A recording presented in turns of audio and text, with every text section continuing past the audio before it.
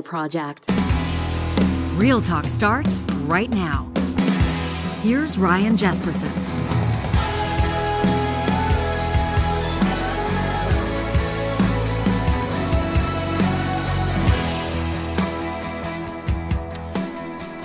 Well, this means war, I guess.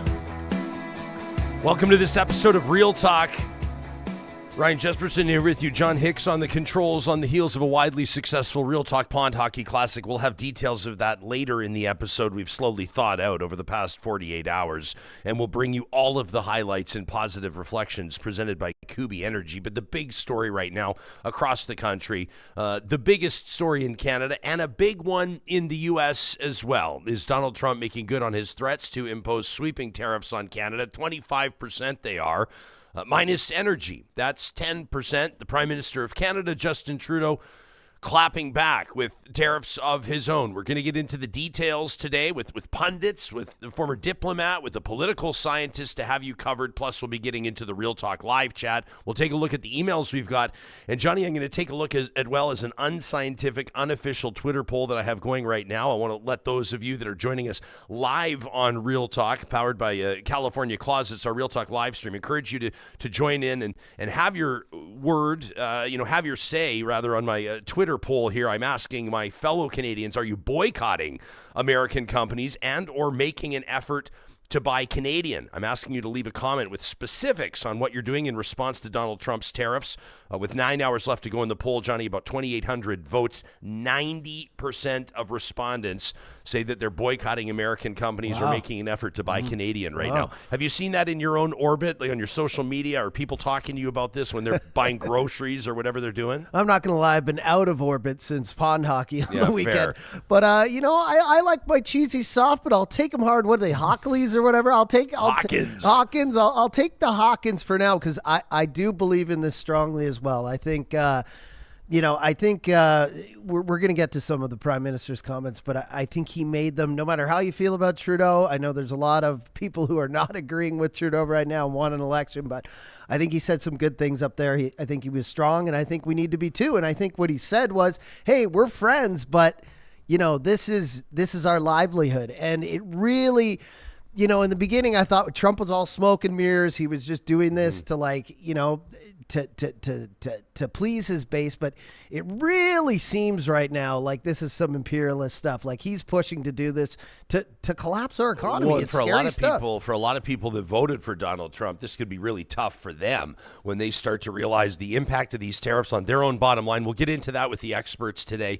We'll just right into the Real Talk live chat powered by Park Power. David says, buy Canadian lettuce. That's what he's focusing on. I love that. Dubious says, I guess Dubious would love to vote on the Twitter poll, but says, I'm boycotting Twitter, bruh. Says, I have been for years now. Beaver Bob says, bite back and buy Canadian.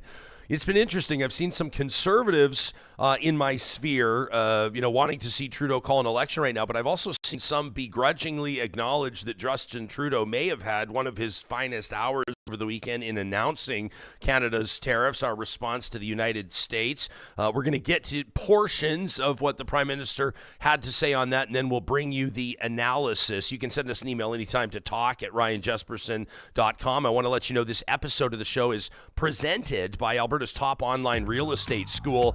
You'll find them online at relo.ca. That's RELO.ca, where better real estate training starts. More and more people are intrigued by a career in real estate. They're seeing the unlimited earning potential, the fact that you can set your own hours, or at least you're not stapled to your desk, right? Relo is real estate learning for the bold and ambitious, and wherever you're at in your career, they can help you find the next level. Check out their pre-licensing courses online. Again, that's relo.ca. They're going to get you set to write your exams, to get licensed, and then to kick off your career on the right foot. You're going to want to make sure you check out the Alberta Commercial Real Estate Bundle, the Alberta Residential Real Estate Bundle. The promo code Ryan100, all one word, will save you $100 on each of those. That's Ryan100, all one word, at relo.ca. I like this from Garth. Says, I'm boycotting American products. I'm going to learn to live without them as much as I can. It's time for Canada to grow up. One of the specifics I've seen people say that they're doing is canceling their Amazon Prime. People want to force themselves almost to shop local, to be a little bit more aware of that. We've seen some people talking about whether or not they're going to step foot into a Walmart or into a Costco, these big American brands. Everybody's doing their own part. In just a second, I want to ask conservative commentator Tasha Kheiriddin what she's doing, what she thinks the right move is for Canada. But first, let's get to a portion of what the Prime Minister had to say over the weekend. This is Justin Trudeau in response to Donald Trump's tariffs. But it doesn't have to be this way. As President John F. Kennedy said many years ago, geography has made us neighbors, history has made us friends, economics has made us partners, and necessity has made us allies. That rang true for many decades prior to President Kennedy's time in office and in the decades since. From the beaches of Normandy to the mountains of the Korean Peninsula, from the fields of Flanders to the streets of Kandahar, we have fought and died alongside you. During your darkest hours, during the Iranian hostage crisis, those 444 days we worked around the clock from our embassy to get your innocent compatriots home.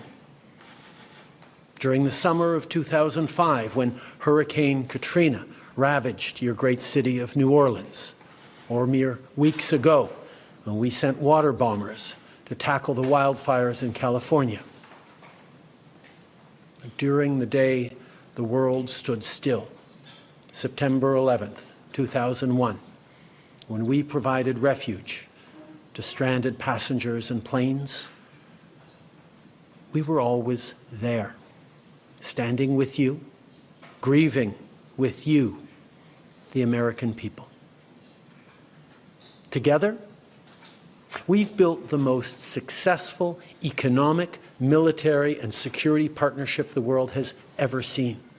A relationship that has been the envy of the world. Yes, we've had our differences in the past, but we've always found a way to get past them.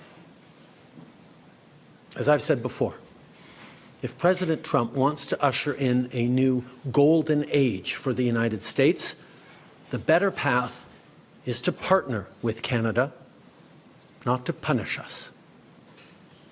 Canada has critical minerals, reliable and affordable energy, stable democratic institutions, shared values, and the natural resources you need.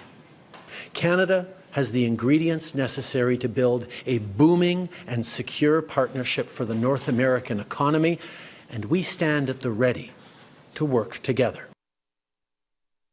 That's Justin Trudeau over the weekend in response to Donald Trump imposing what many are forecasting will be crippling tariffs on Canada. Tasha Kheiriddin is a longtime TV and radio commentator, heard and read across the country. She's an in-demand public speaker. She's the author of The Right Path, a roadmap for Canada's conservatives. Always a pleasure, Tasha, to welcome you back to the show. But before we get into the tariffs themselves, what did you make of the Prime Minister's address? Were you moved by it? You're probably not his biggest fan, but what did you think?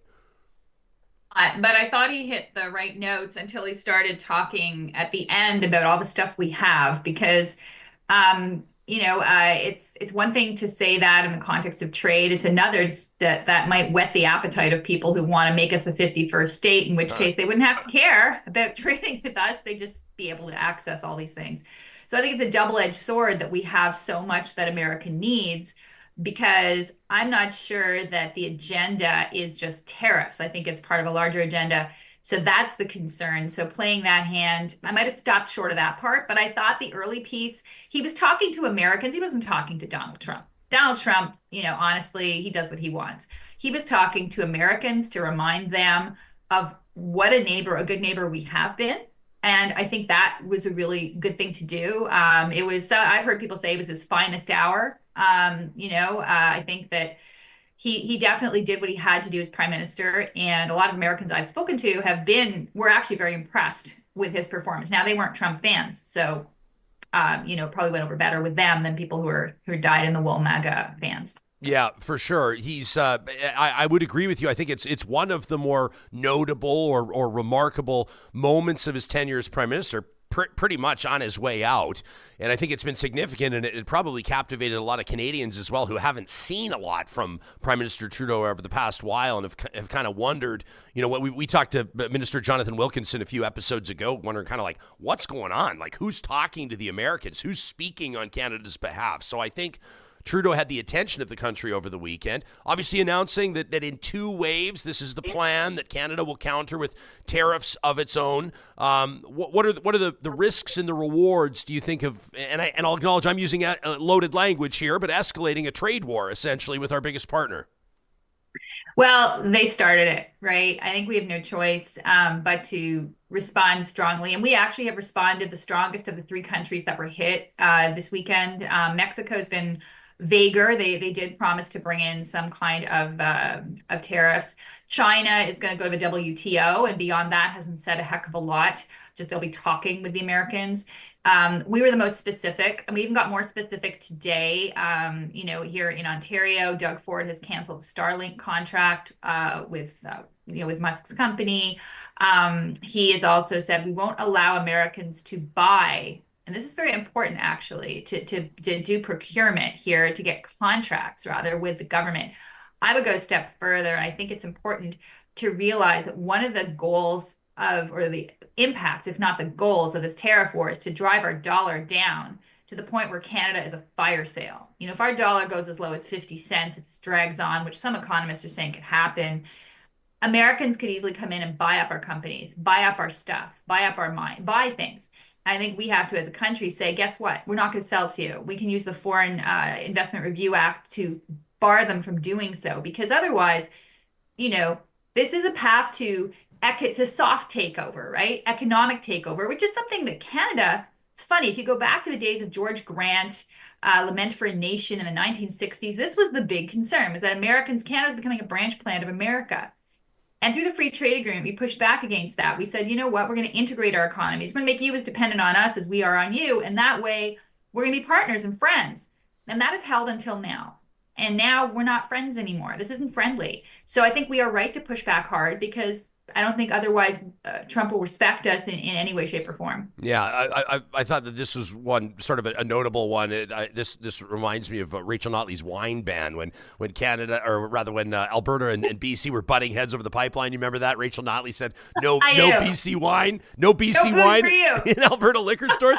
Doug Ford announcing LCBO, he says, sells nearly, this is remarkable, $1 billion annually worth of American wine. We drink a lot. We drink a lot. No kidding. He says, not anymore. They're removing American products. They're not leaving it up to consumers in Ontario. They're removing American products from LCBO shelves.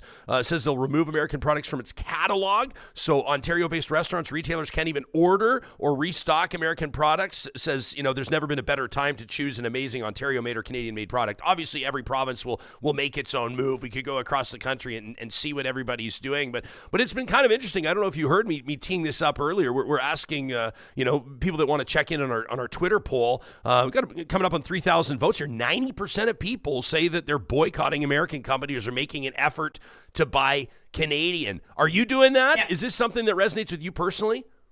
Yeah. So the day on Friday when this was announced, actually it was Saturday. Sorry, it's a blur.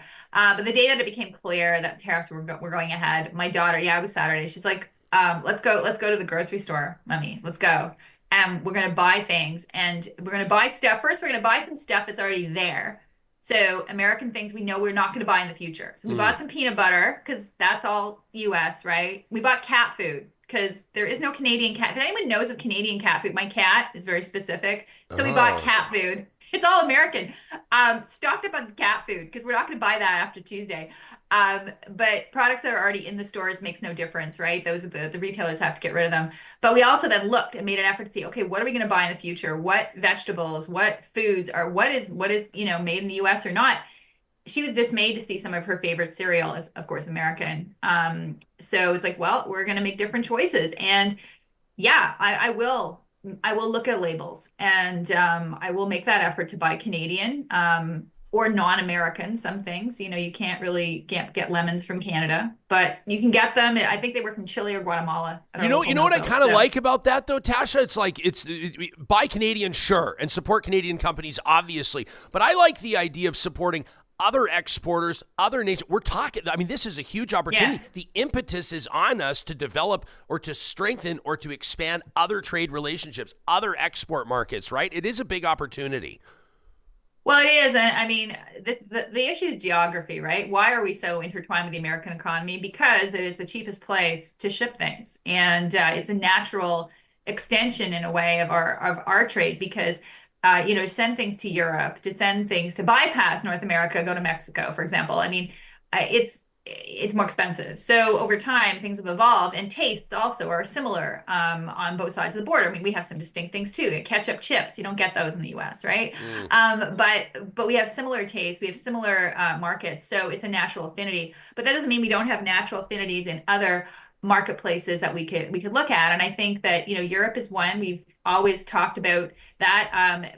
Britain. I think I'm trying to recall. I think it was Diefenbaker wanted to create a trading relationship with Britain to get around the U.S. He wasn't a big American fan. You can remember over the Cuban Missile Crisis, there was a lot of issues. Diefenbaker was not a popular guy. JFK really didn't like him, actually. So there was this effort to diversify trade to Britain that didn't really go anywhere, but we should do it now. One thing that we got to be clear is not diversify to markets that are just as hostile to us, and that includes China. So there's, I'm sure there'll be lots of people saying, "Oh, well, like let's go there," and no, because we have to also look for our own security, and that would be a mistake.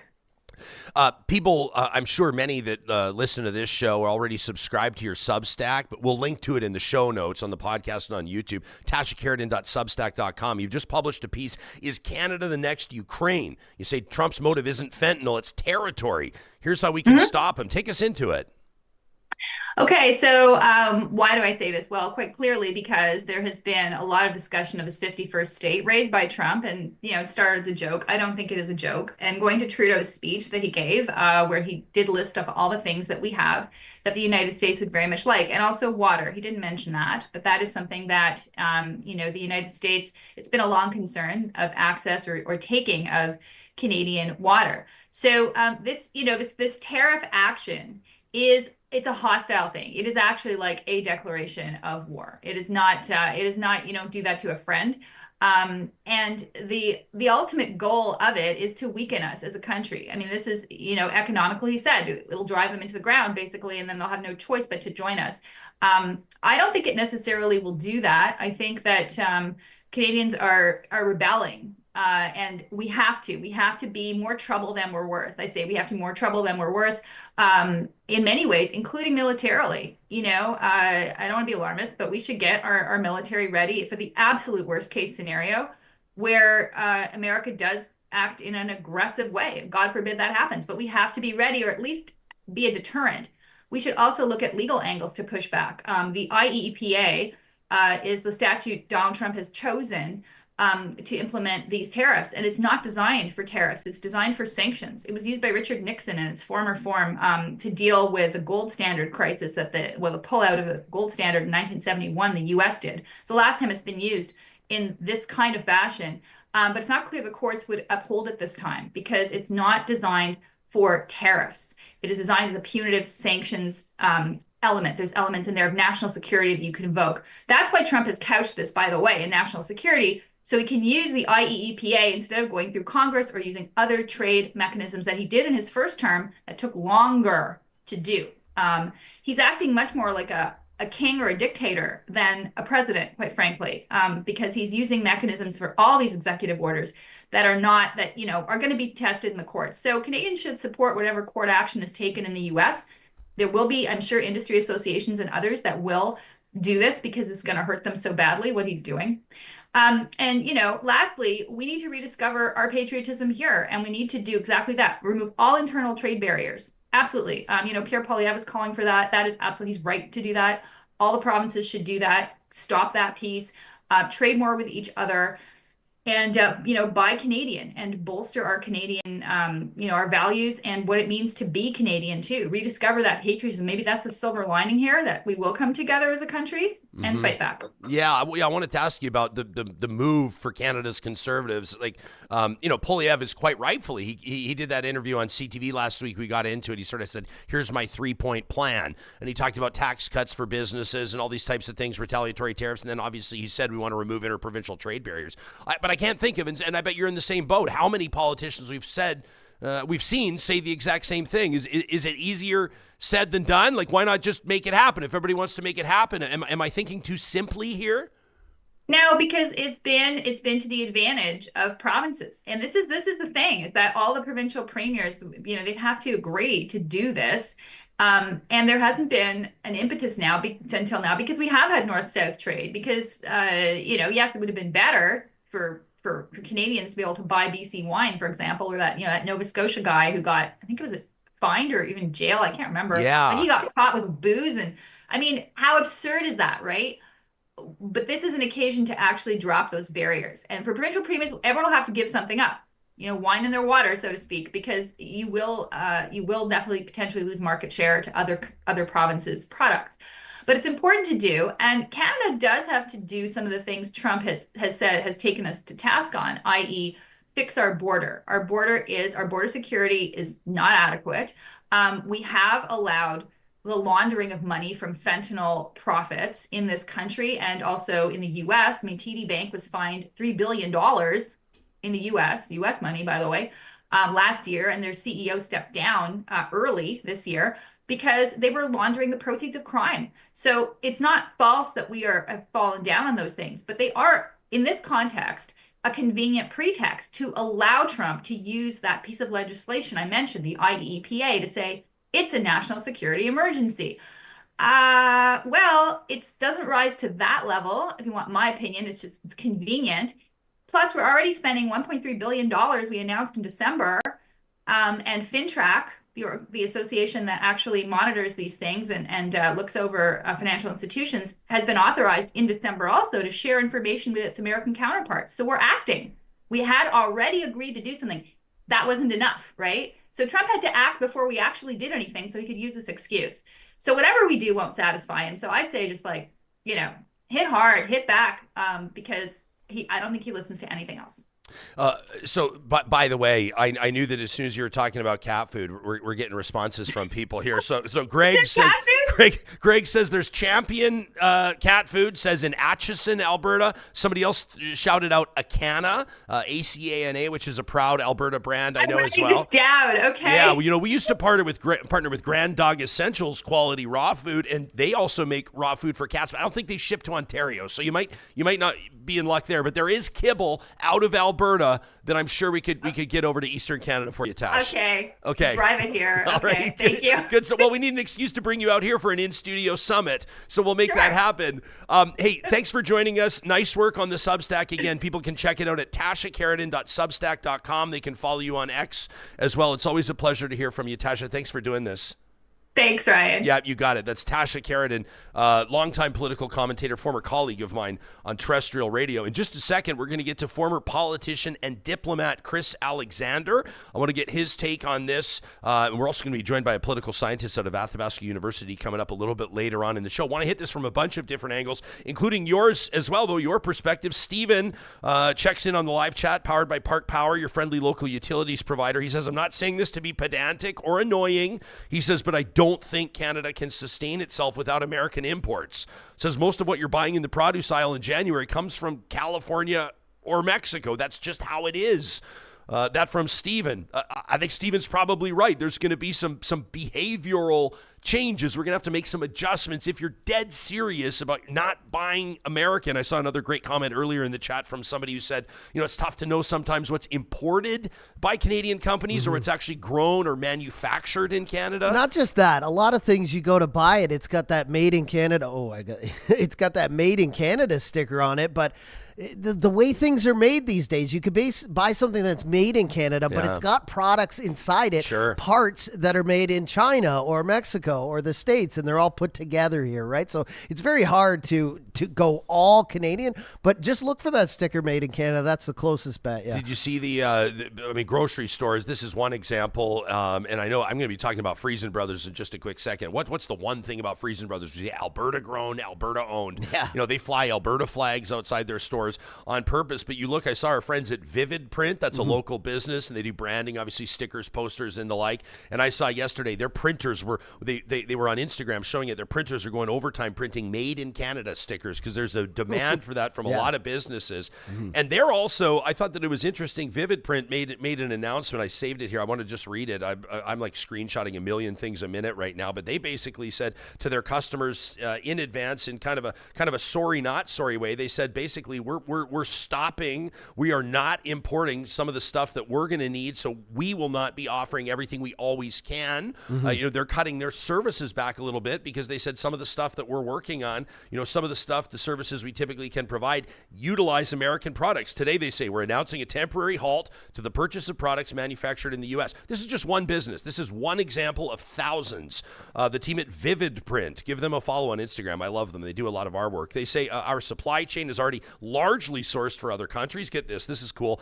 Their paper comes from mills in Germany and Japan. Their ink comes from Malaysia. Their picture frames are from Italy and Southeast Asia. Their mat board, is from right there in Canada. They say, but while some of our popular retail products may temporarily be unavailable, we trust our customers will understand. I bet their customers will target them to support them for doing this. 100%. And they say, we very much appreciate your continued support. That's one example. And the other thing I don't think Americans are thinking about right now, because you see all the comments on X saying, we don't need this from Canada, we can get it from here. We don't need this from Canada, we can get it from China. We can get it from Europe. We can get it from, Asia or Venezuela or wherever. The problem is the reason you get steel, lumber, oil, all these other little things that aren't at the top of the list, we're talking about those main ones, is because we have high standards that meet the same standards as the U.S. and Mexico as North American traders. And when America goes to these other countries, their products are all going to be inferior to what they are now. It's also going to be way more expensive for them to bring it in, and there's going to be supply chain. There will be consequences to this. It's not just for Canadians. Americans are going to feel the pinch here, too. We'll get Chris Alexander's thoughts on this in just a quick second. First, let me remind you about how proud we are to partner since day one on this show with Friesen Brothers. This is a family-owned business, and they're celebrating their 70th year in business in 2025. How about that? Still Alberta-owned, still Alberta grown. They've got family first and sourcing everything they can as close as possible. You will not find a fresh protein in this shop that's not from Alberta, put it that way. Obviously, some of the produce is coming from internationally. They'll have it all clearly labeled. But if you're looking to support Alberta or Canadian producers in your family's grocery shop, you know where to go. It's Friesen Brothers. Shout out to everybody that was there over the weekend for 15% off on the 1st of February. Woo! They've got seniors deals all through the month at all their different 16 locations. You can learn more by checking out their website, friesen.com.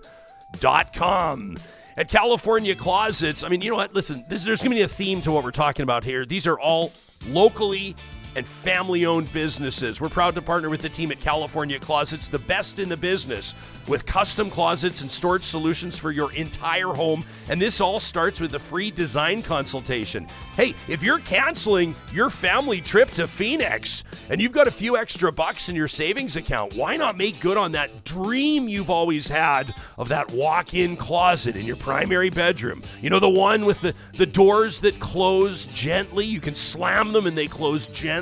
I know I keep talking about that, but I get such a kick out of those doors.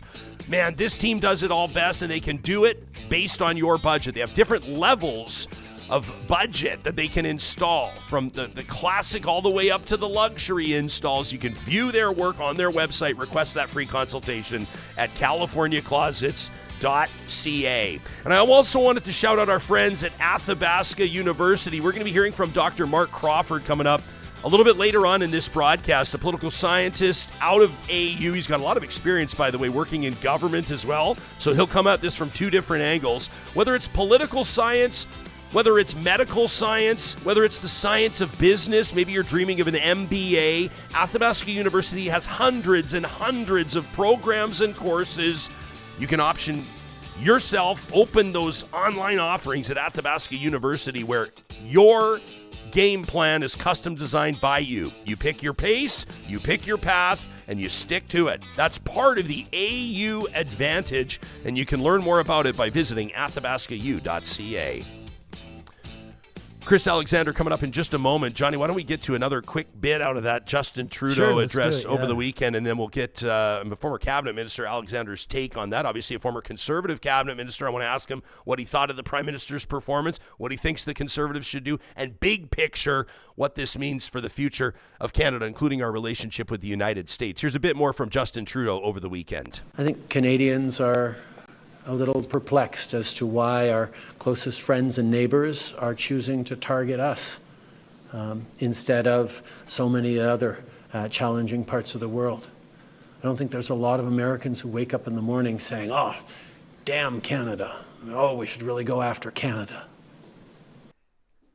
I don't think we should really go after Canada. That from the Prime Minister over the weekend. Chris Alexander is a former Canadian diplomat and politician, served as the Minister of Citizenship and Immigration under Stephen Harper from 2013 to 2015, the former Canadian ambassador to Afghanistan. Prior to that, spent nearly 20 years in the Canadian Foreign Service. Welcome back to the show, Chris. It's nice to have you here. What do you make of the Prime Minister's performance over the weekend? How do you think he stood up to it? Perform all right? I think we may have a frozen screen there, Johnny, so we can get back to that in just a quick second. We'll get that sorted out. Our live chat is humming this morning. Randy is watching us live on YouTube today. Says the Yanks underestimate Canada in every way, and bullies always do. Randy says, yeah, we may have a much smaller military, but we Indigenous will fight alongside our military. I mean, I love the passion, Randy. I don't think anybody's hoping that this gets to an actual physical conflict. And if it did, quite frankly, I mean, I'm a proud Canadian, but I don't think that ends well for anybody. But you understand where folks like Randy are coming from. People are all fired up about this. I want to check in on our unofficial, unscientific Twitter poll asking if you're boycotting American companies or making an effort to buy Canadian. About 2,800 votes and change. Again, nothing's changed here. 89.8% say yes. That's 90% say they're boycotting goods here.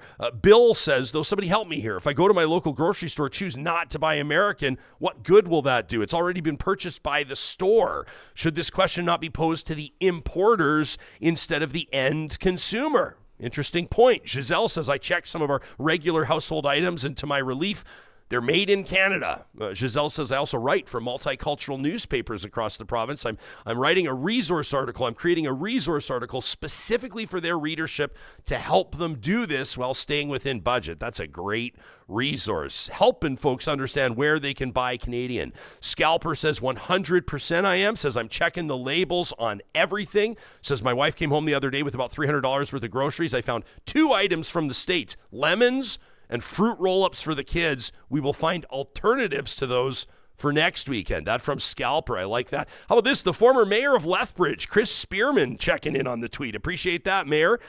He says, he posts this. Johnny, have you seen this bumper sticker? Hey, Canada, cut the power to the U.S. on Super Bowl Sunday. That might get their attention. What do you think about that? Wow. I don't mind that plan. How are we looking with Chris Alexander? Ready to rock? 20 seconds. Yeah, no problem here. Cora Lee is on checking in on X. She says, I've always tried to shop this way as much as possible. Shop Canadian and have awareness of it. Cora Lee says, as a girl growing up in a farm family, we got lots of relatives producing food and now beverages too.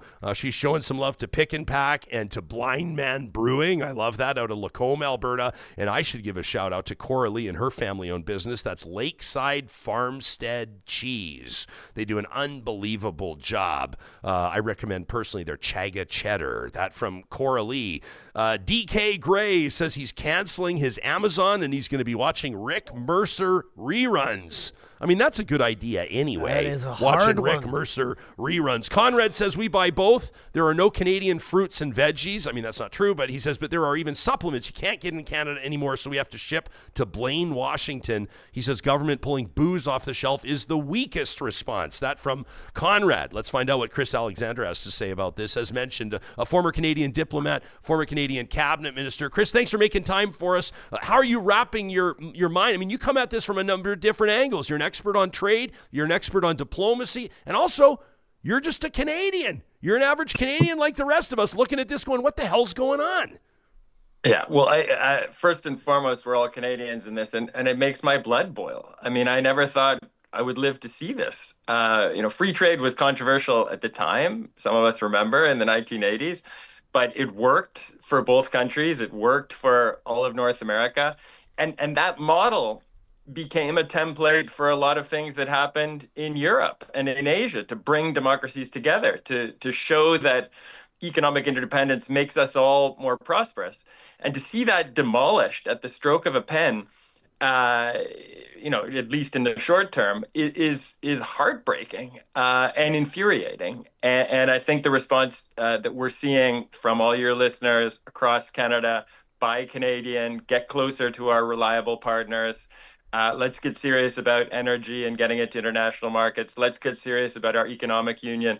Everything we've been hearing from premiers across the political spectrum in Ottawa is a new sense of direction, and we're going to have to embrace it and accelerate.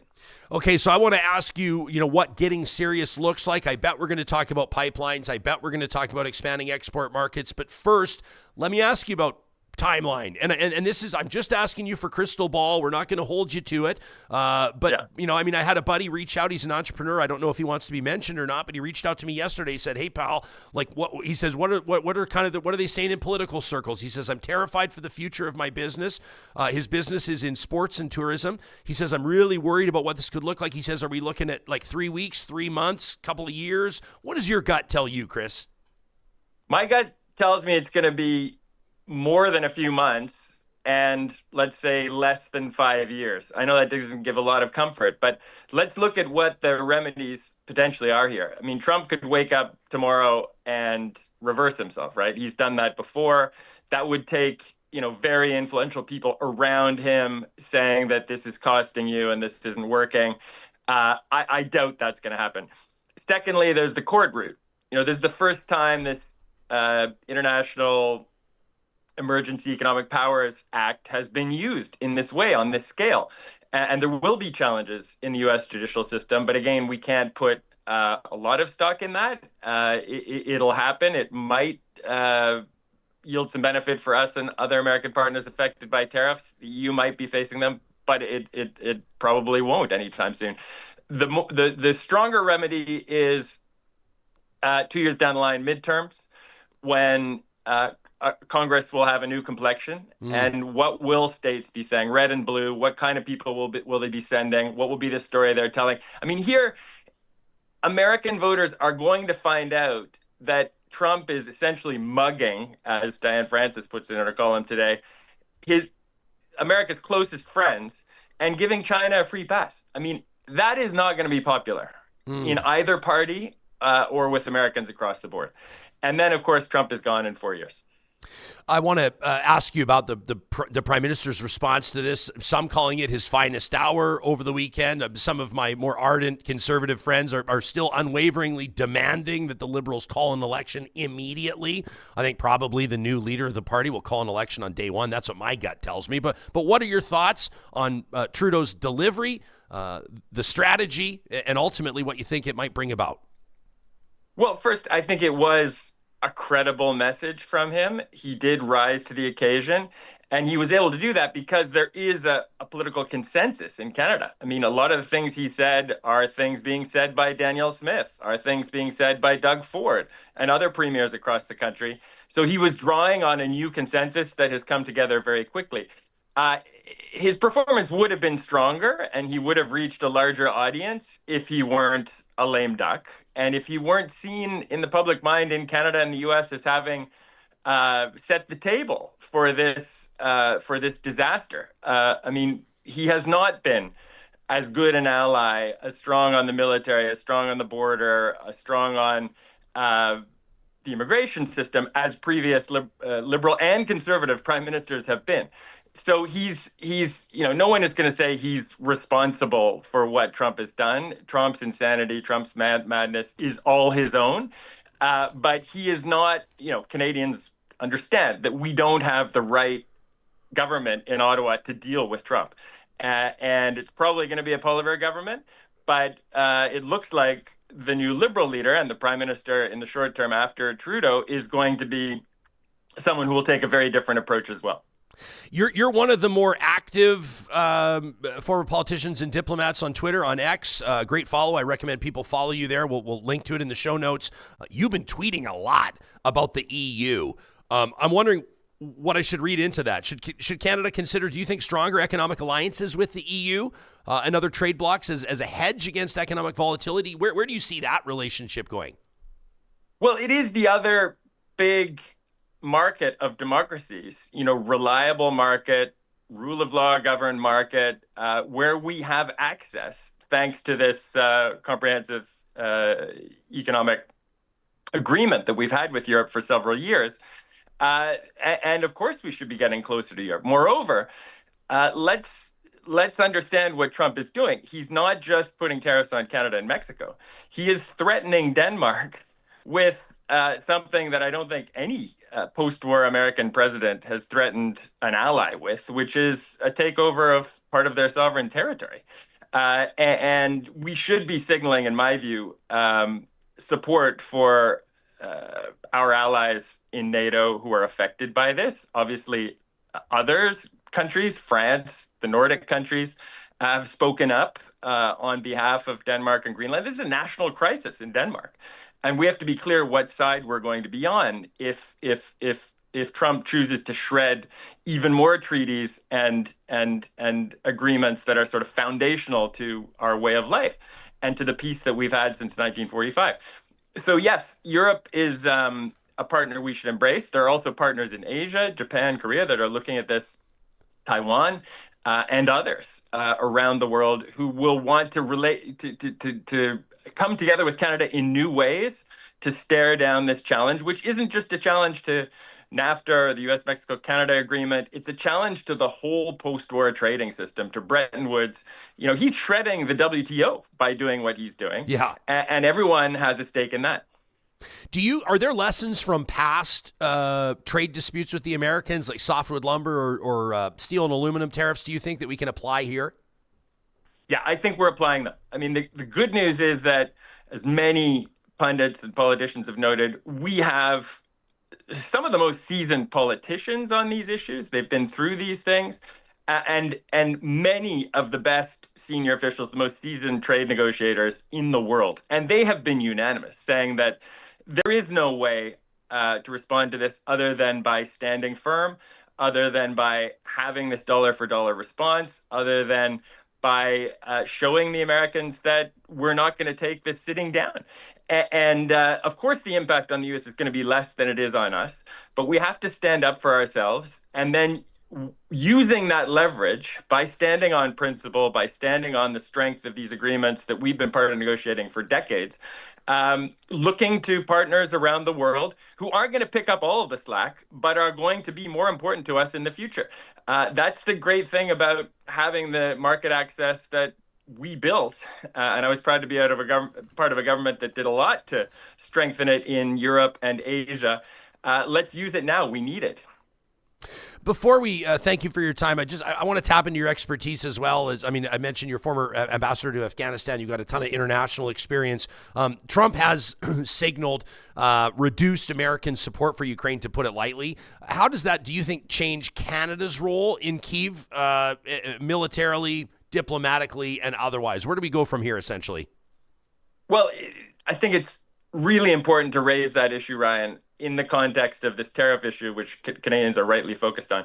Trump is doing three things. He's challenging, he's mugging in commercial trade terms his closest friends and allies. He's challenging the whole global trading framework.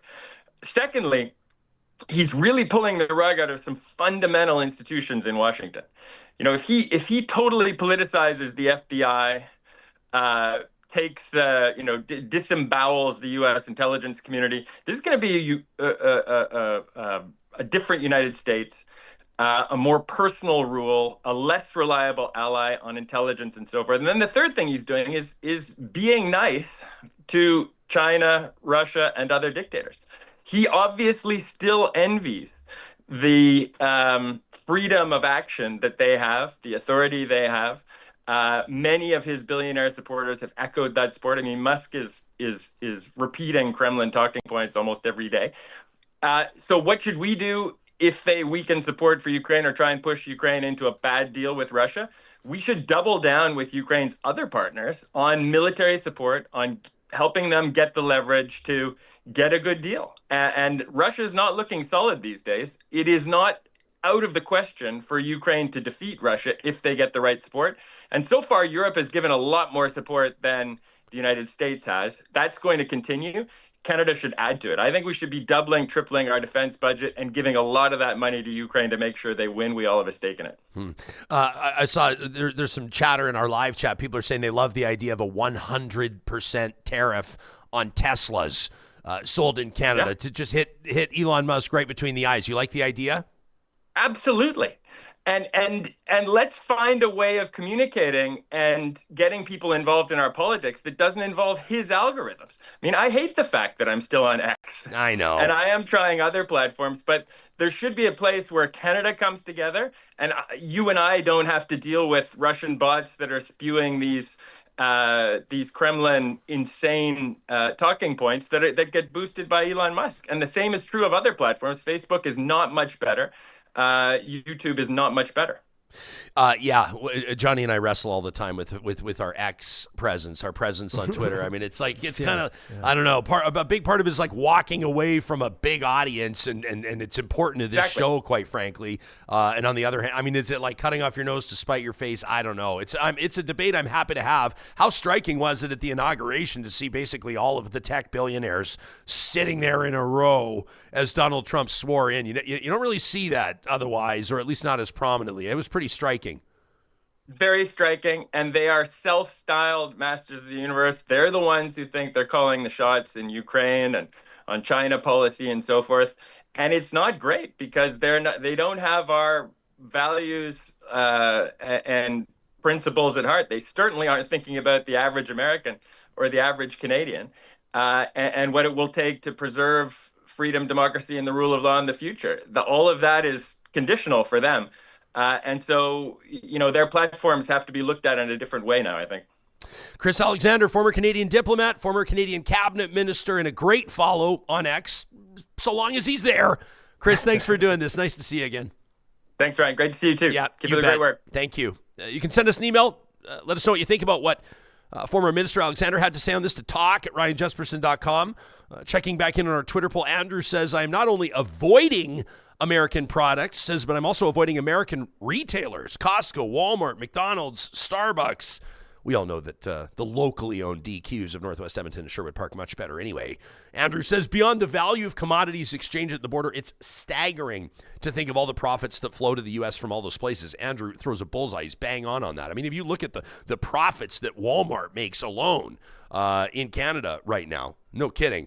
Zed Not Z, Earmuffs Kids, says, Ryan, feel free to quote me. Fuck Trump. Fair enough. Mark McQuaig Boyd, former energy minister in the province of Alberta, says, I've canceled Amazon, says we will not be traveling to the States and we will be buying Canadian. Ooh. Yeah. How about this from Tracy? I see her in our live chat, powered by Park Power, says we canceled our Disney plans for this summer, says it broke my heart, but I can wait. Yeah. Well, Amazon, though, that's, I saw Stephen Colbert on his Late Show being like, talking about how he was going to cancel Amazon Prime. And he's like, the thing I'm most scared about is how I'm going to get an espresso pods. But it's little things that people get every week from these different services that I think are going to hurt the most. But I think we can deal with it. We can switch over to Keurig for a little or something. You're right, though, because for a lot of people, all the little things I see people saying they're canceling Amazon Prime.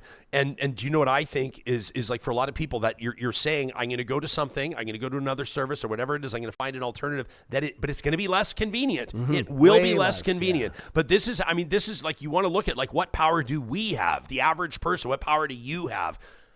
The power of the purse, as they say, the bottom line, your Dollar. dollars, where your family is spending, right? Sheila says, I've canceled all travel to the States or through American airspace. Wow.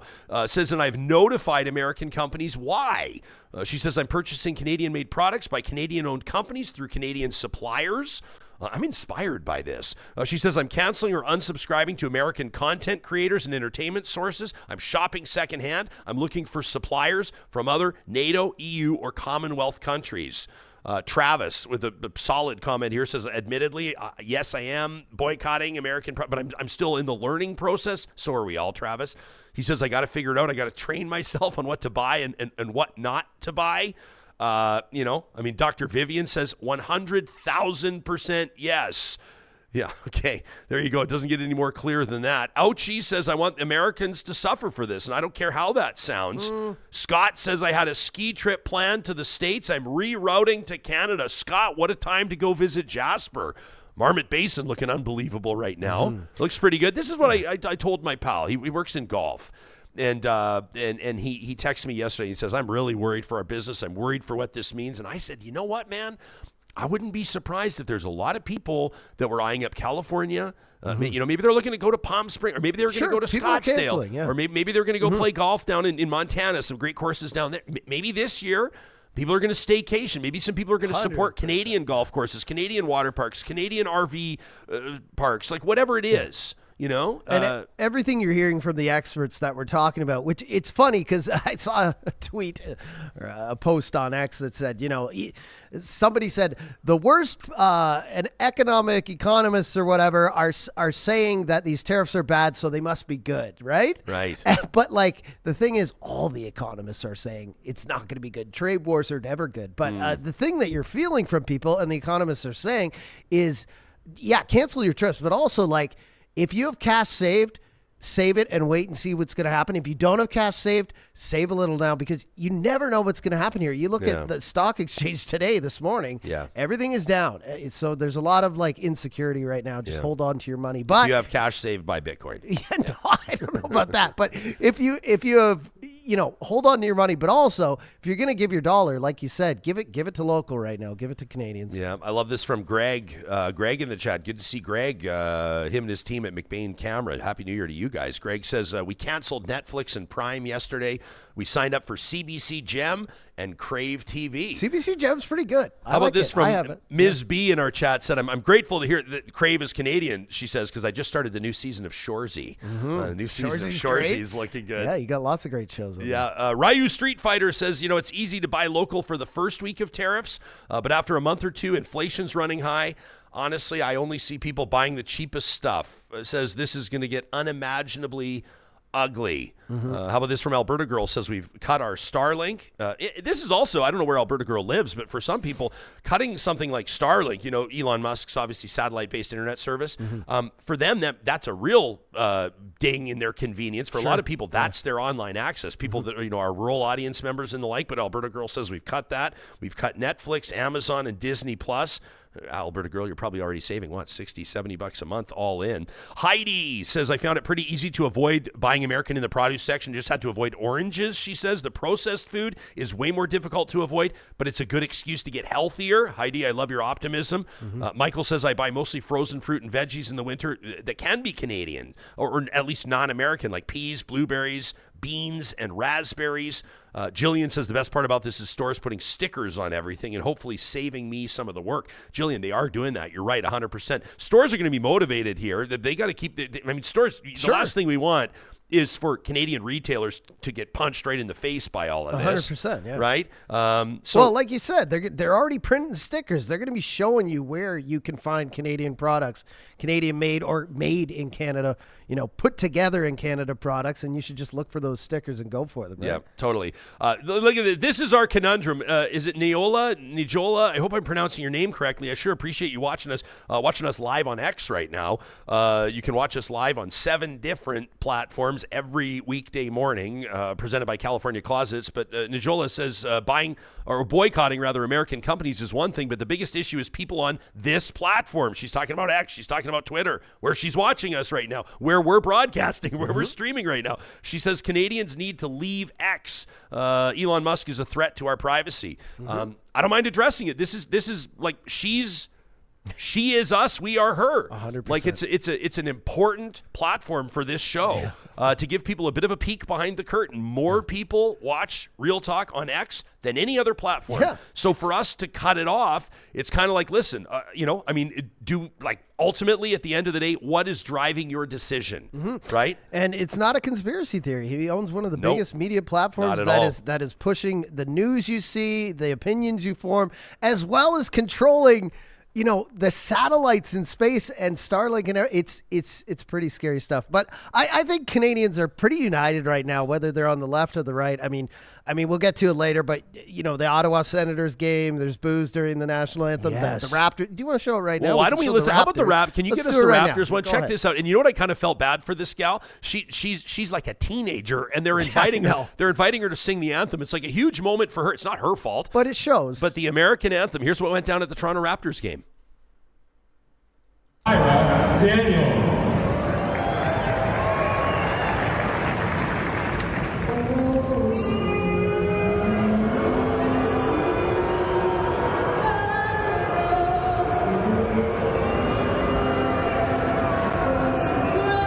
All right, so you get the idea.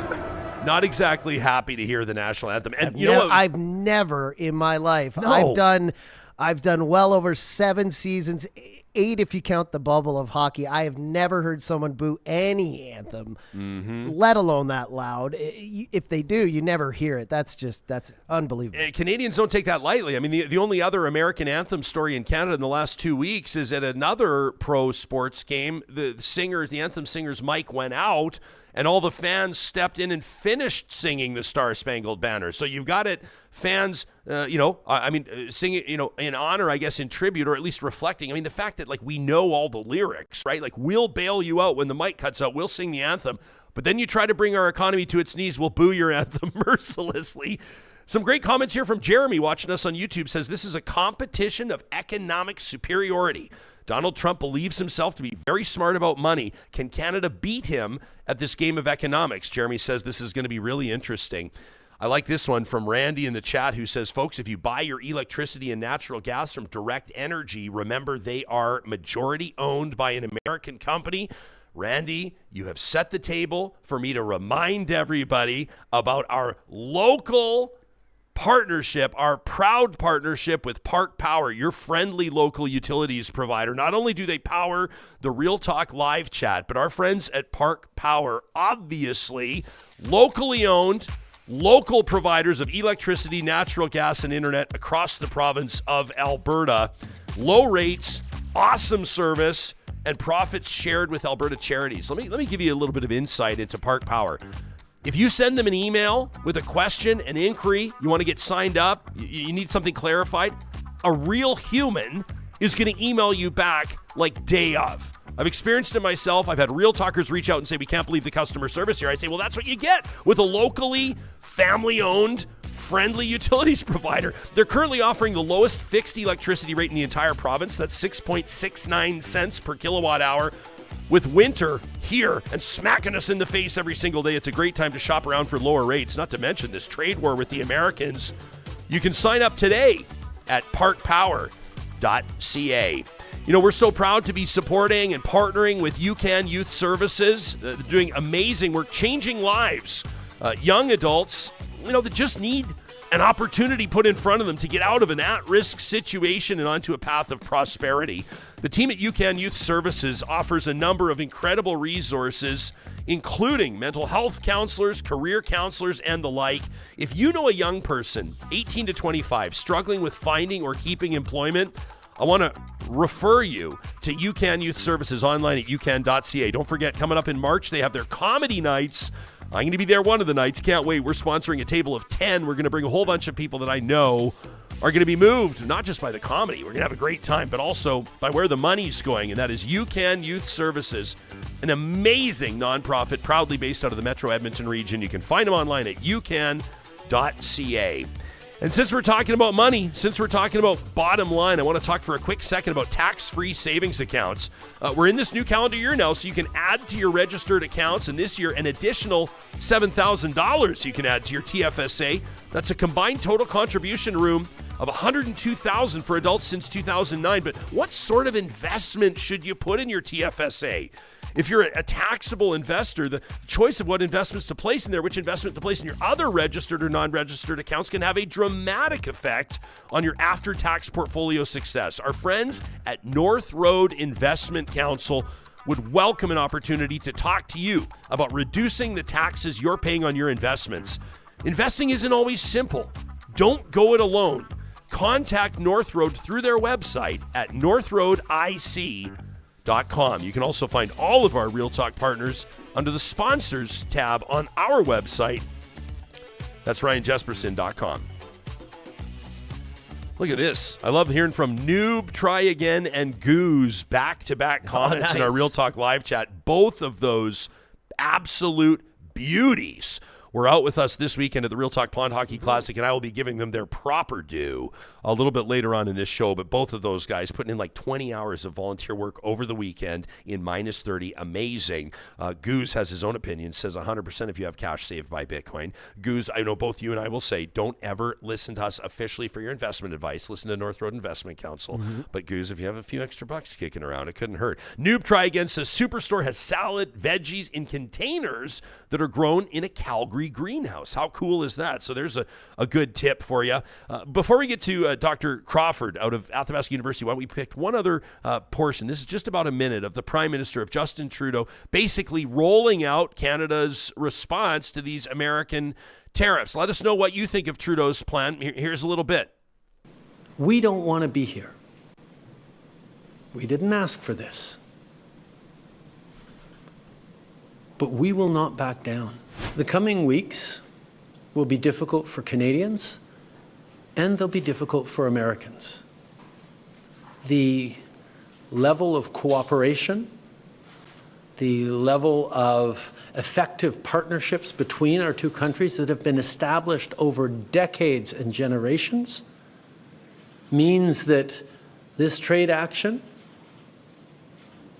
by the Americans and our response is going to have real consequences for people, for workers on both sides of our border.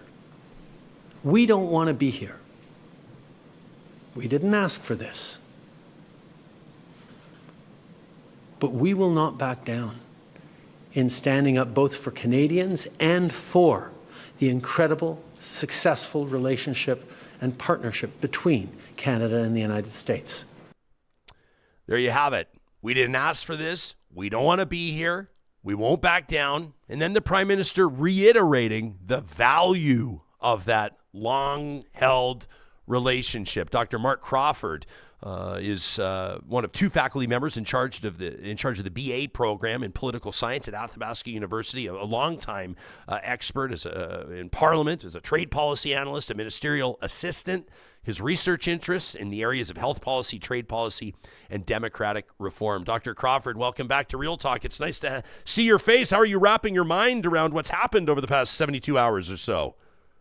Well, I'm thinking this is part of what flooding the zone is all about, I guess. For the Americans, this is just a small part of, the pardoning and the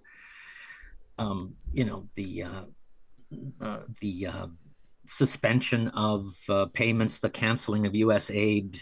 That's just, in the last week or so. So, maybe it's therapeutic to talk about it. Yeah, I guess we're hoping so. The audience that's joining us live this morning is on some of our platforms about triple what it normally is. So I think our fellow Canadians are pretty interested in talking about this as well, and basically trying to understand what all this means for everybody. Let me ask you first, what do you make of the Prime Minister's response, not just in how it was delivered, but what do you make of the tactical approach that Canada's taking, these waves of tariffs, some of them this week, some of them a few weeks from now? Is it the right move?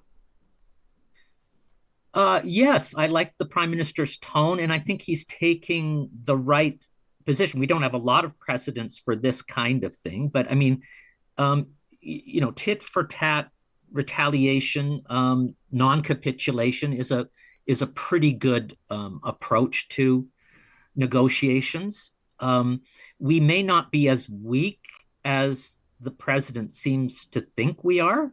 He seems to think that he can impose, relatively modest costs on his own citizens, although, $800 to $1,000 a year, even if it's spread out over the population, is still a pretty high price for Americans to pay. But he's just calculated that because it will hurt us a lot more than it'll hurt them, that it will put him in a good position for renegotiating CUSMA, the Canada, U.S., Mexico agreement. I mean, Trudeau. I think Trudeau struck the right tone and said the right things. And as a typical sort of Canada First, but Albertan resident, I never thought I would say that. I thought we were sick and tired of Trudeau's tone. But this this seems, I think it was a good speech, and that he said the right things, and we can proceed on that basis. Yeah, it's CNN's reporting sort of as we're speaking. This was posted about 10 minutes ago. The president of Mexico, Claudia Sheinbaum, has confirmed that following a phone call with the American president, with Donald Trump, basically as we're speaking, Doctor, that Trump has agreed to immediately pause tariffs on Mexico for 1 month after a, quote, very friendly conversation with the Mexican president. Trump says a very friendly conversation wherein Mexico agreed to supply 10,000 soldiers, Mexican soldiers, on the border separating Mexico and the U.S., says Trump via Truth Social. These soldiers will be specifically designated to stop the flow of fentanyl and illegal migrants into our country. Reportedly, the president of the United States has a phone call with the Canadian Prime Minister, Justin Trudeau, later today. You wonder if perhaps all of this could be rolled back or at least paused for the next month or so. I wonder if Canada's response worked. Well, that's interesting. I didn't know about the Sheinbaum thing. We're learning it as we speak, as we're doing the interview right now. So you can. But I did learn this. Oh yeah, I don't want to digress about financial services, but anyway, there's something about banking too this morning. So Trump is getting something. So maybe he thinks this is a win, even if he doesn't proceed. Now the fentanyl is a serious thing on the Mexican border. I mean, a proportionate response on the Canadian side would be about what we're doing, right? We've beefed up security on the Canadian border to deal with the less than 1% of the fentanyl that comes in through Canada. So I don't see why Canada should be treated that much differently. I imagine the Canadian Army could be mobilized in a comparable fashion if that's what it takes. I mean, I guess, but I've also heard from experts that say, like, optically it's one thing, but actually based on the facts, the flow of fentanyl into the United States from Canada is not that it never happens, but Canada is not the number one source of illicit fentanyl into the U.S., nor are illegal firearms pouring from Canada into the U.S. like the president asserts. I mean, if he wants 10,000 members of Canada's military, which is probably a pretty big chunk of our military, no disrespect intended, I'm just saying the facts. If he wants 10,000 Canadian soldiers along the border, I mean, I guess, but that's not sustainable forever either. Maybe this is about the short-term wins, right? Entirely. R. Skanes says, I bought some local whiskey, some bourbon, says it's very good. Lazy Bee corn whiskey from our friends at Righand Distillery. So there you go. This is a good time to boycott Kentucky bourbon, and you can find whiskey made in Canada or maybe Scotch for that matter if you want to go internationally. Pat is just being honest. Pat says, I'm not doing anything. I'm buying whatever and from wherever that is the cheapest, just like normal. Says I would still occasionally support local products from farms and producers within my province. Claire says she's not going to go to the U.S. She's buying Canadian at the grocery store, trying to consume less. In general, though, this is interesting from Swizzle Gizzle. What a great handle. Says, my wife used, Johnny, here's another example of people using AI to help them out and to get information in a hurry. Says, my wife used ChatGPT to find Canadian alternatives to all of her makeup and hair care products that aren't already Canadian. That's kind of cool. And then says, I asked direct, find a Canadian brand that makes, whatever, with the closest quality and composition as whatever. And Justin says, get this, the likelihood my wife switches back now once she changes her consumer patterns is going to be really low. Michael says we were planning on going to Hawaii in March for a couple of weeks. We're now looking at Mexico instead. Interesting. Says, I managed to shop for dinner tonight and I avoided buying anything from the States, Michael says, and it wasn't difficult at all. Alberta Gengar says, I saw people checking labels at the store this weekend. I bought Canadian onions instead of American. I found European or Canadian options for others. Says it's too bad some products don't show where they're made. Doctor, are you changing up your consumer habits a little bit? Is this something that's impacting you personally? Is this something that you take personally? Oh, sure. I feel, I'm certainly looking at CBC Gem and Crave and looking a little more closely at the food labels and things, like, mustard and condiments and beverages and things like that, certainly. I'm probably, like a lot of your viewers or listeners, kind of an ambivalent about the 10% tariff on energy, which, originally I was heartened by that because it meant that Alberta, Saskatchewan were not going to be hit disproportionately, and that that would facilitate national unity, that the various provinces could get on one page. But I'm just thinking like that maybe is a sweet spot for Donald Trump, because if you follow the implications for gas prices of a 10% tariff on energy in the affected states, 3 or 4 of which are swing states like Michigan, Wisconsin, Pennsylvania, maybe Georgia, then you can see that Trump can to anchor this discussion. There was an interesting study that came out of Stanford which showed that 30 years of polling in the US showed that on average, a US president loses 0.6% of his approval rating for each 10 cents of an increase in a gallon in gas. This is a very strong inverse correlation, very strong. And I wouldn't be surprised if somebody in the White House is aware of it, and that politicians aren't instinctively aware of it. But you do that calculation for those 3 or 4 states, and you see that at a 10% tariff, it's only Wisconsin, which Trump won by a 0.86%, that the Republicans lose their margin of victory. That they're still ahead in Michigan because a president losing 1.2%. They won Michigan by 1.43%. They won Pennsylvania by 2.08%. So they can handle. And also Georgia, they won by 2.2%. So the only state where they lose their margin of victory at a 10% oil tariff is Wisconsin, and they probably think, well, we can win that back by protecting the dairy farmers or doing something else for Wisconsin.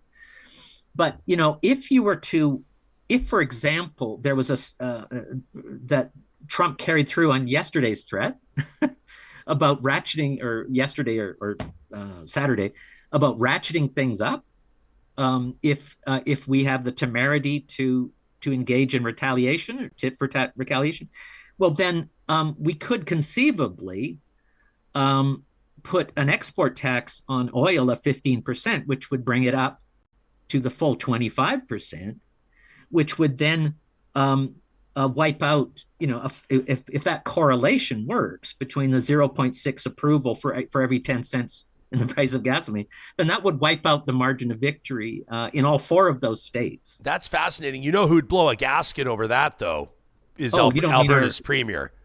Alberta's premier would absolutely blow a gasket over that. Danielle Smith is in a tough spot right now, isn't she? Because she's the premier of Alberta. She's got to fight for Alberta. She's got to fight for Alberta oil and gas, and at the same time, she better not come across like she's aligning with Trump and not fighting for Canada, right? I mean, talk to us about this fine line that Alberta's premier has to walk. Maybe finer than any other premier. Would you agree? Yes. Yeah, well, it was just a headline. I didn't have time to read it, but I heard that she was doing a victory dance, that maybe she thought her charm offensive was responsible for just getting 10%. I rather doubt that. But I mean, it probably didn't hurt. But I'm just saying, I'm glad that it's 10% right now. But if the Americans actually follow through on the threat to ratchet things up just because we show some spine, then I think the next step is to say, well, you complained about the trade deficit, and it's the oil that's causing all the trade deficit with Canada. So we'll help you out. We'll add an export tax of 15% so that that'll bring it up to 25%. That'll lead to a 50 cent rise 50 cent per gallon rise in Wisconsin, Michigan, Pennsylvania, and perhaps Georgia as well. I just think that would be because if we don't do that, then we're acquiescing. 10% is the sweet spot for Donald Trump. It's the sweet spot for what the Americans can afford to inflict on themselves in order to hurt us. Yeah. I like this strategy. Why, and again, as an Albertan resident, certainly I wouldn't want an export tax on oil to be the weapon of first resort, but I think that is the logical weapon. That is the thing that we have to think. And I would, I wouldn't be amazed. Particularly if we did it reluctantly and we kept it in reserve, I wouldn't be amazed if if Albertans actually supported that, or a large proportion of Albertans. Well, it's like, done right. Yeah, of course, neither you nor I, nor probably anybody watching or listening to this wants to see something happen that is detrimental to local jobs, to the local economy, et cetera, including oil and gas. But I think I'm going to read here from this was released on the 2nd of February, so this would have been Sunday, from Donald Trump via Truth Social. Quote, "We pay hundreds of billions of dollars to subsidize Canada. Why? There's no reason.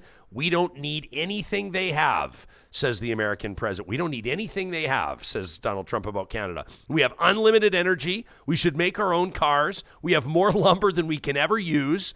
Without this massive, I guess if you cut down every tree, which he maybe hasn't ruled out, without this massive subsidy, Canada ceases to exist as a viable country." Can you imagine what our response would normally be if somebody said that about Canada, let alone the president? He says, harsh but true. Therefore, and I want to remind everybody, this isn't from a month ago. This is from 48 hours ago. Less than that. He says, Canada should become our cherished 51st state. Much lower taxes, far better military protection, and no tariffs. That's from Donald Trump. This is not in good faith.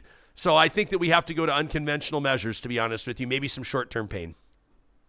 Well, yeah, of course, you don't want to get into a serious discussion about annexation, and you don't want to hold a referendum on it. I mean, you remember what happened when David Cameron, held a referendum on Brexit because he was so certain that he was going to win, and then of course, when the vote, the subsequent campaign, but I mean, particularly with Elon Musk in control of Twitter, and the capacity of Americans to target economically vulnerable portions of the population. You wouldn't want to have a referendum on a subject like that in Canada because of the various pressures that could be brought to bear, on people and incentives that could be dangled in front of them. But hopefully we don't have to go there. I can't imagine this happening. I can't imagine an actual referendum on that. I can't imagine it getting to that point. Pierre Poilievre says no way. Justin Trudeau says no way. Yeah. We hear from the odd person that'll email the show and say, sign me up. Where do I hand in my passport? That kind of stuff makes me kind of puke into my mouth a little bit. It drives me crazy. As the Prime Minister said respectfully in an interview a couple of weeks ago, he says one of the defining characteristics of Canada is that we are not American. And that's not said with any disrespect. Some of my closest family members and friends are American, live in the United States. But the fact is we're proud Canadians, and I don't want to entertain serious conversations about this type of thing. But it's very clear that President Trump believes that if he can bring the Canadian economy to its knees, that he can further advance this type of talk, right? It just goes to show that nothing's off the table. Yeah, and Canadians don't want to trade their health care for American health care or gun control. The military would be pretty sweet, to be honest. But, I spent the weekend down a rabbit hole watching American fighter planes at air shows. I know the Canadian Air Force has its own incredible pilots. I say this tongue-in-cheek, facetiously. At the end of the day, a dynamic situation. Who knows, Doctor? You and I could be looking at an entirely different situation following this phone call that's reportedly going to happen between these two heads of state later today. Yeah. Well, who knows? Maybe the whole thing will be tomorrow morning will be completely different from what we were expecting this morning. Maybe we'll look back and say we should have just done a whole episode on the Grammys. I don't know. We'll see what happens over the next little bit. Okay. Doc, thanks for making yourself available. We always appreciate your insights and especially in a situation like this of great significance. Thanks for making time for Real Talk. Oh, yeah. Thank you. Bye. You got it. That's Dr. Mark Crawford. Out of the department, the BA program of political science at Athabasca University. Of course, you can check them out online at athabascau.ca.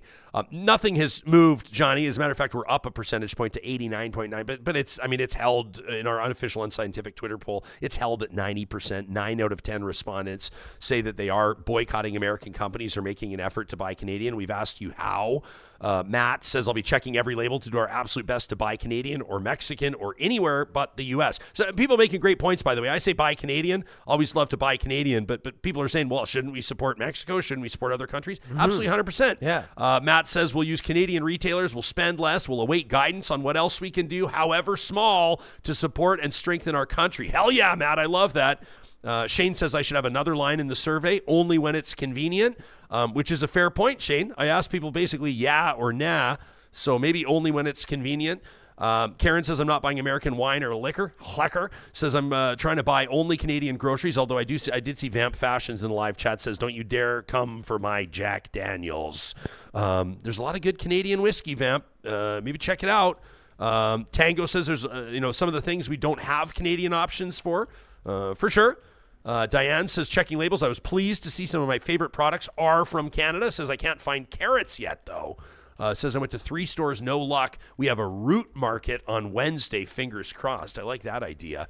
Albertan Badger immediately canceled all American subscriptions. There's a lot of people doing this. Netflix, Amazon, Disney Plus says, I let them know why. Maybe if they lose enough customers, these companies will pressure change. Will be purchasing Canadian or non-American alternatives going forward. I love this from Dan, who says, goodbye, Lays. Hello, Old Dutch. So the chip purchases are going to change. I saw this. I didn't send it to you. I can't show it on the screen, but there are some I'll tweet this out. But there are some charts going up for people that are looking for Canadian alternatives to American products. For example, Yoplait. Yogurt. I always thought it sounds French. I always thought it was Canadian. It's not. So they say, yogurt, Yoplait, that's one you want to avoid. That's an American brand. Canadian alternative, Astro, Olympic, Liberté. They're saying Coke or Pepsi, obviously American owned. What about Canada Dry? Juice, Tropicana, that's American. What about Sunripe? That's Canadian. Sports drinks, Gatorade and Powerade, American. BioSteel. I think that's bankrupt now, isn't it? Is BioSteel still around? Which is the one that went bankrupt? I think they're trying to get rid of stock. A lot of people are saying no to Starbucks right now. Obviously, that where you can. I can give you some big Canadian chains. I would rather say go to the small business owner in your city or town that's in some cases roasting their own beans. I guarantee they're not bringing the beans in from the States. I'm assuming they're not anyway. As mentioned, say no to Lay's. Say hello to Old Dutch or other local alternatives. Say no to Doritos and Cheetos. Have you ever heard of Hard Bite? That's a Canadian alternative. Campbell's Soup is American. Habitant is not. Heinz is American. French's is Canadian.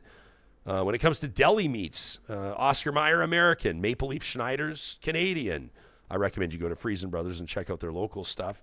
Hellman's Mayonnaise is American. Compliments is Canadian. Hidden Valley Salad Dressing, American. Kraft has Canadian-made varieties. Some of these are going to have asterisks on them, though, right? Cake mixes, flour, sugar. Brands like Hershey's, Betty Crocker, and Pillsbury are all American. Brands like Robin Hood, Five Roses, Laura Secord are Canadian baking brands. Green Giant is an American veggie brand. Arctic Gardens is a Canadian alternative. Eggo Waffles may be tough to say goodbye to, but Nature's Path is a Canadian waffle company. I'm just picking here at random. Van Hoot Coffee is a Canadian brand. Kicking Horse Coffee is a Canadian brand, an alternative to Folgers or Starbucks. How about toothpaste? I didn't know there were Canadian-made toothpaste. How about this? This is hilarious. Tom's of Maine, M-A-I-N-E, is actually a Canadian brand, which is kind of funny. As opposed to Colgate. That's an option. These are just random alternatives for people that are grocery shopping and looking for Canadian alternatives. Yeah, and I like how you brought up Mexico because, I always try to go local organic and then organic American next. But Mexico, if you go to just go look at the fruit when you walk in the grocery store, raspberries, blackberries, strawberries, blueberries. The most convenient and lowest priced ones are always from Mexico. So that's I'm Mexican right now instead of American. Absolutely. How about with your entertainment dollars? A quick 30-second pause here to remind you that if you do have an open evening this week and you're anywhere near our neck of the woods, our friends at Edmonton Opera are proudly presenting, as we speak this week, a profoundly moving production of Bluebeard's Castle, where love takes center stage. You want to support Canadian? How about supporting an arts organization like Edmonton Opera that does an unbelievable job through their annual season, the 2024-25 season? One of the highlights undoubtedly is Bluebeard's Castle, a profoundly moving opera from the Theatre of Sound in London, chronicling Judith's journey through Bluebeard's doors, a poignant exploration of dementia, identity, and the heart. It's directed by Daisy Evans with a new English libretto and music arranged by Stephen Higgins. A story that's guaranteed to resonate deeply with anybody touched by memory loss. Don't miss Bluebeard's Castle coming up this week on Tuesday, that's February 4th, and then Thursday, Friday, the 6th and 7th of February at Jubilee Auditorium.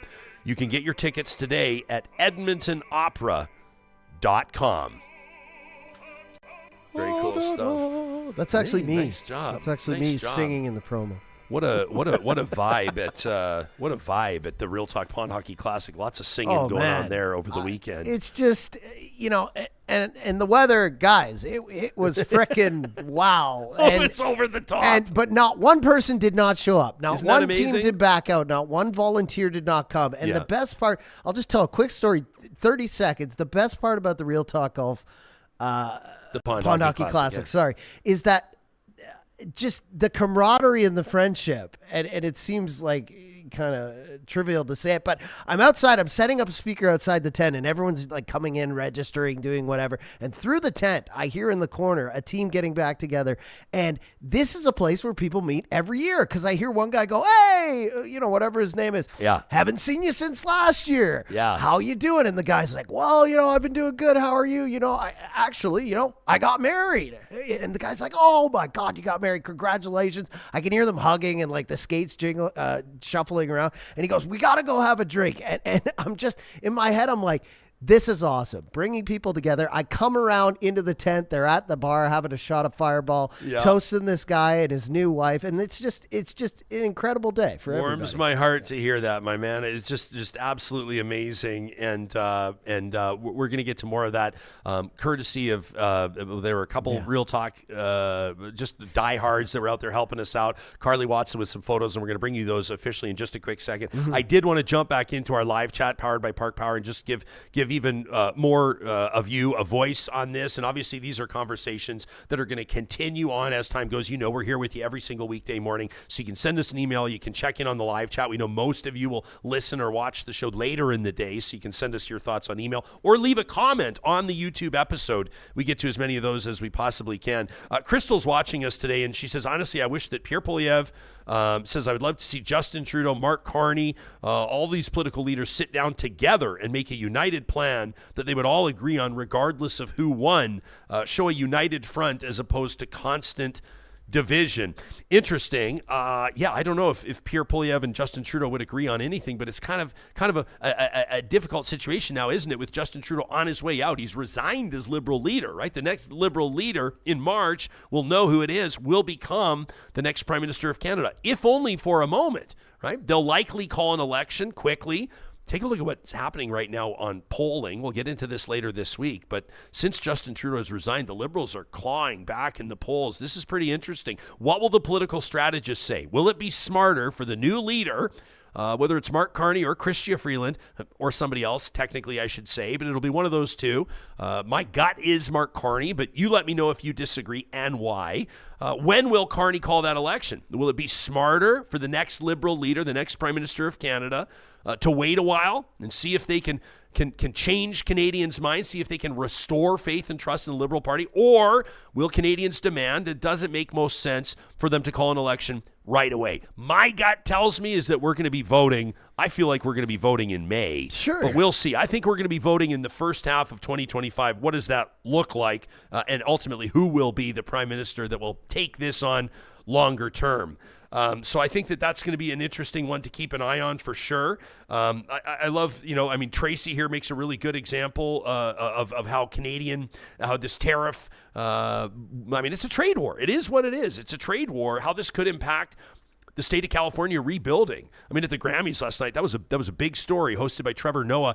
If you watched it, just the amount of love that they were showing Los Angeles and the state of California. Tracy says, good luck to California trying to rebuild all these homes and businesses without being able to lean on Canadian lumber. Makes a pretty interesting point there, right? Makes a really good point there, and I think that's one that a lot of people are going to have to reconcile, because there will be consequences here. Smelly Bulldog, great handle on YouTube, says, I realize that this is a hard pill to swallow for Canadians, but you got to also think that, the U.S. is going to start to fall and fail under Donald Trump, cracking down on immigration with no immigrant workers in the fields, in the construction trades. Things could go south quickly. That's a pretty interesting point from Smelly Bulldog. The wide-ranging impact of this, as Dr. Crawford made a very good point, we're talking about tariffs, and in particular, we're talking about the Canada-U.S. trade relationship, but there are a million things going on right now. And of course, we'll do our best to stay on top of all of it. We haven't even talked about political developments in our neck of the woods, in our home province of Alberta. You probably saw over the weekend, Alberta canceling the daycare subsidy, which is going to be a big deal for families in April. When that runs out, a lot of families are going to be paying more for childcare. And of course, there's the coal story, which we haven't talked about in one day, and that feels like an eternity as that story continues to develop, continues to write itself. You can always go back into our recent episodes. We encourage you to do that. Obviously, a lot to get to on YouTube with our highlights and our shorts and our full episodes to get you up to speed on that coal story, and of course, wherever you get your podcasts as well. The first episode of every week, courtesy of our friends at Kuby Renewable Energy, we have the luxury of a moment to reflect on the positives, on the stuff that fills our bucket, on the stuff that makes us happy and restores our faith in humanity. We step outside of the news cycle, so to speak, and we take a look at a positive reflection. And it just seems to fit with our friends at Kuby as amazing sponsors of the Real Talk Pond Hockey Classic, and of course as the defending champions as well, Johnny. Kudos to Kuby. They came in one of the best team names, I would say, Hat Trick Swayze. Team Hat Trick Swayze came in, and they were doing their best to defend their title against stiff competition. 24 teams there, and as Johnny mentioned, all 24 of them showed up, honoring their commitment to participate in this incredible day. Want to give a huge shout out. That's Rhett Rachinsky, by the way, former Edmonton Oil King. These photos you're seeing, if you're watching us, courtesy of Carly Watson, a wonderful friend of the show. You can check her out on Instagram. We'll link to it in the show notes.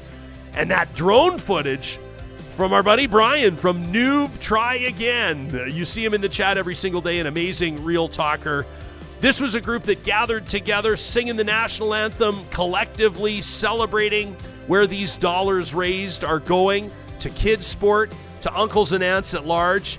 By the way, that's $30,000 thanks to those of you that, of course, made this happen. And a shout out to our new champions, the 2025 Real Talk Pond Hockey Classic champions, Riel HC.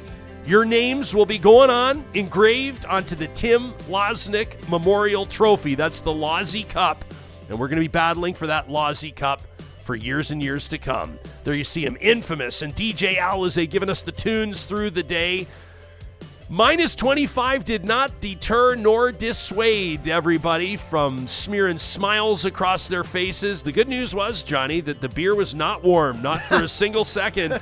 I don't know how our friends at DQ managed to keep those double cheeseburgers hot, but they sure did.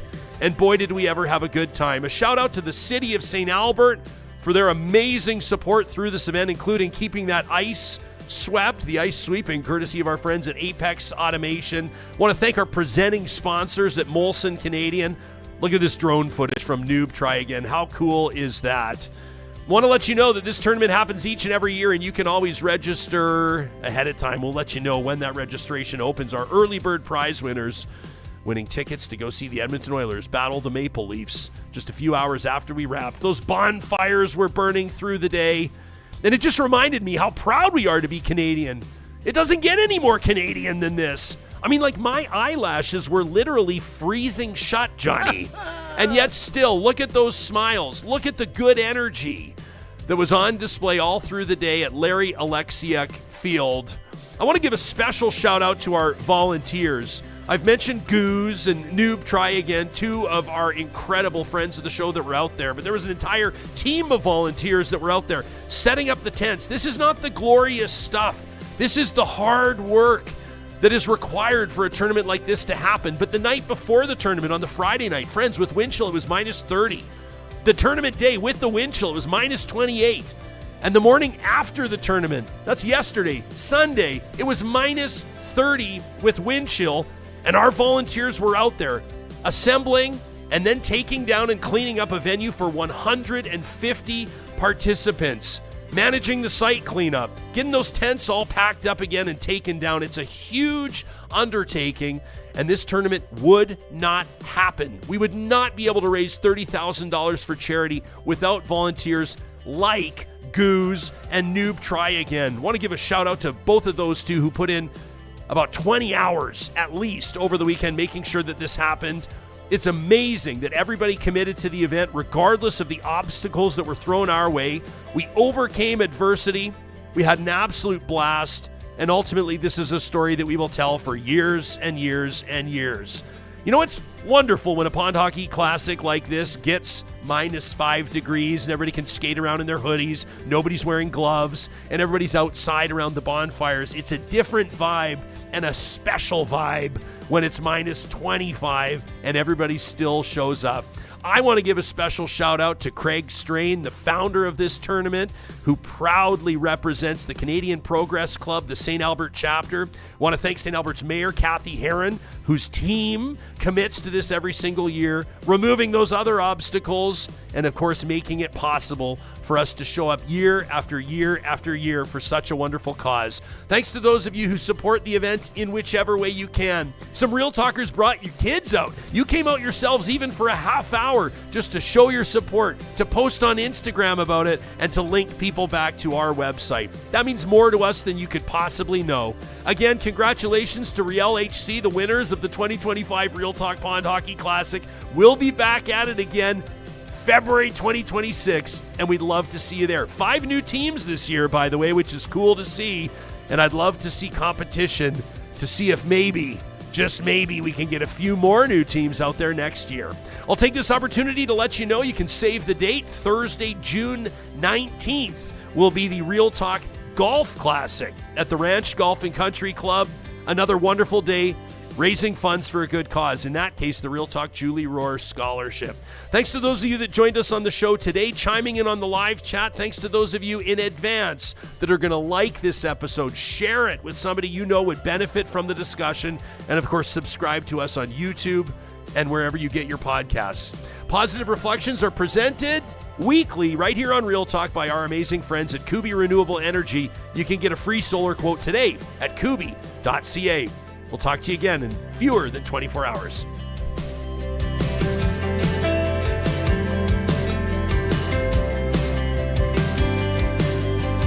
Real Talk is hosted by Ryan Jesperson, executive producer Josh Dunford, technical producer John Hicks, general manager Katie Cook-Chivers, account coordinator Lawrence Derlego, human resources Lena Shepard, website design Mike Johnston, voiceover by me, Carrie Skelton.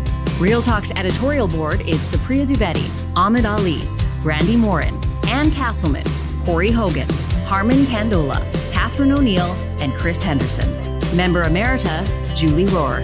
Real Talk is recorded in Edmonton, Alberta on Treaty 6 territory, the traditional and ancestral territory of the Cree, Dene, Blackfoot, Saulteaux, and Nakota Sioux, home to the Métis settlements and the Métis Nation of Alberta. Real Talk is a relay project. For more, check out ryanjesperson.com.